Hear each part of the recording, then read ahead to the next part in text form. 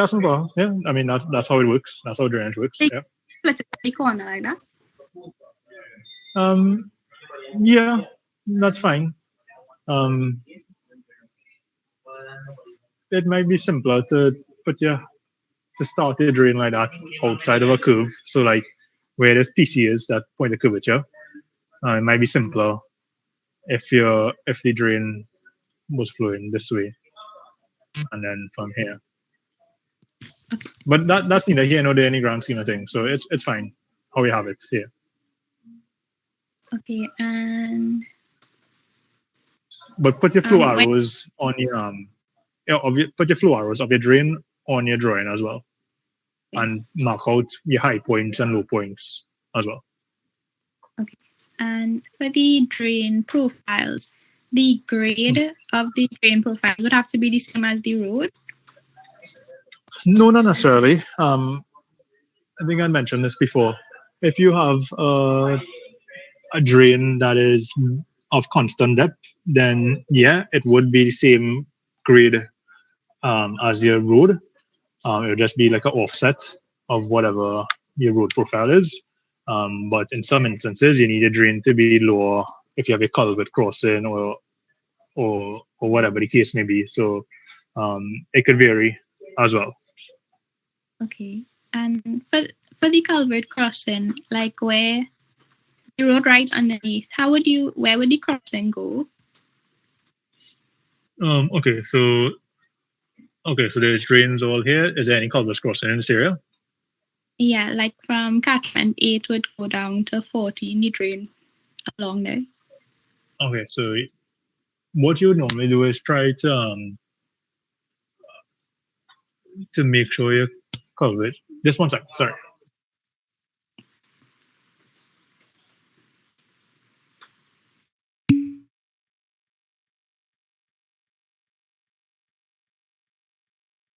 Right, sorry. Yeah, so what you would normally do, I'm going to show this a little differently. You would normally put your culvert at a point where it's not as long. So you would normally put your culvert like this at the thinnest point of intersection, because when you put it, if you're just going in a straight line from here to here, that's basically twice the length of your drain, right? So, and culverts are usually expensive to construct, and also when you have long culverts, you'll have to put in a manhole in the center, which is a problem for maintenance and access, because you don't want to. If you have a clog in the middle of your culvert, you don't want to be stopping all the traffic in your roadway to access that. So you don't want to have a manhole here, per se.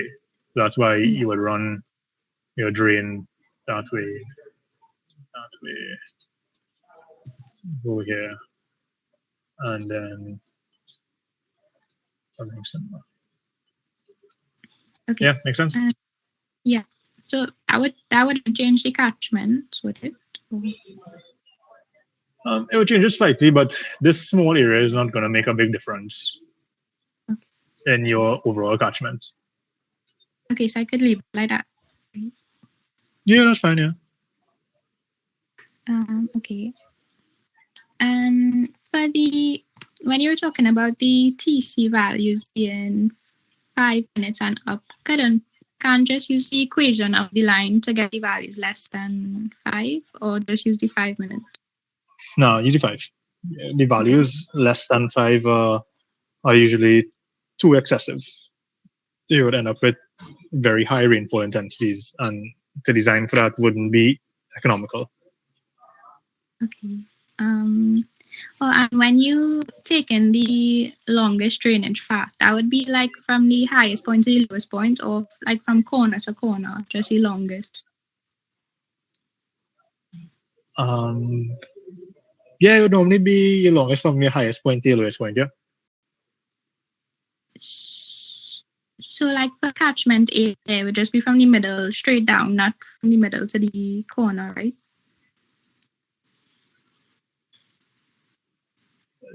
Sorry. Okay, so which middle? The high point. Right, so there's your high point here, right? No, No, there's your high point here. Yeah. Right. Okay, but your road slopes from this point to this point. Yeah.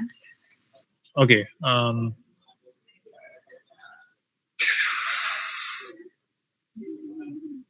So you have to just check to see what is your longest flow length, whether it is, say, from this point going like that, or whether it is from this point and then coming like this. I should do a different color. Oh, but isn't the length only like the length on the catchment, not really flowing into the drain? Sorry? Wouldn't the length just, I thought the length was only on the longest drainage path on the catchment itself, not going into the drain. No, because your outlet point is at your lowest point. Oh.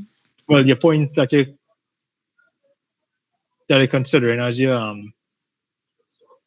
Yeah. as your lowest point. Because remember, if you consider here, let's just say this point here as where you as where all your flow come into, then you're ignoring all this area here as well. Because one of the principles of the rational formula, where you get to time of concentration, where you need to get time of concentration is rainfall intensity must be uniform over the catchment and all areas must be contributing runoff towards your outlet. So your point of interest wouldn't be at the start of your drain, but usually at the end point of your drain, down here or down here, as the case may be. Okay, and what I meant was it wouldn't just be from the high point to the road then. But yeah, up here, yeah. No, sorry, to the left. Where you drew the line. Yeah. The blue line. Up here? Yeah, it wouldn't just be there to the road. Oh no, it just wouldn't be from here to here. No, it wouldn't be that. Oh. Yeah. It would have to be at your outlet point, and then the furthest point away from that. Okay. And when I do in the detention pond, the pre and post development flows, you take the length all the way up to from the external catchment all the way down.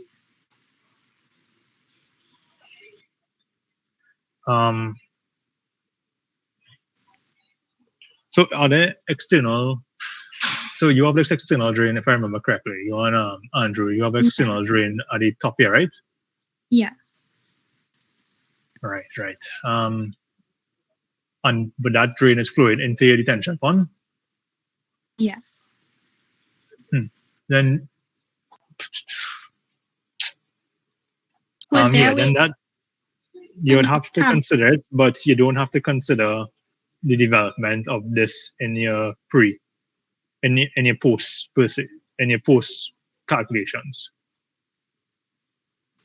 Ideally, you won't want that drain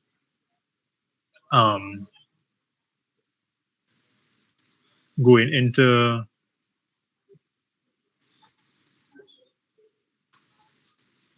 ideally you wouldn't want that runoff going into your site. So let's just say you had a drain on top here. So let me increase that. Right, what I would have done, or what may have been possible, you just put a box drain at the outside here to ensure that that water doesn't interfere with your site. Oh, okay. Because that catchment may be large and you don't want external water coming in towards your site. I mean, you may need to end up with another drain on the inside here, but at least this drain here might just be for your site water by itself. So basically, you should all the water. So basically, you should direct the external flows around the site, basically. Yeah, ideally, in this case, yeah, because all this is overland flow and there's no channel here, then that's possible. Okay. There was a stream on the right hand side. I sent you the drawing file as well. Okay.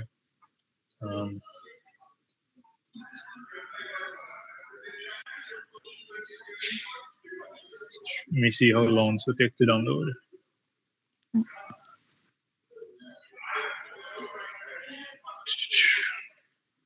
Where's try? It's huge. Okay.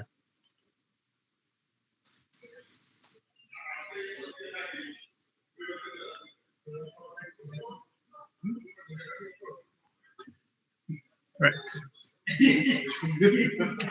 I was unsure if that would be the external catchment. What drain, sorry? Oh, you talking about this? No, the external. Oh, sorry, the stream. I'm not sure. Oh, the file was sent as Attached. well. Okay. Yeah. Okay, so let me just look at this.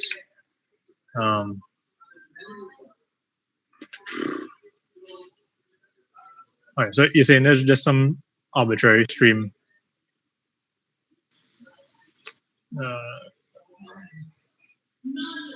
So there was some stream on this side, right?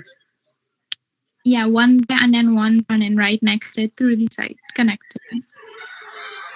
All right. Well, if you want, you could possibly try to divert some water to this stream, and then if there's some water going that way, then that's not a problem.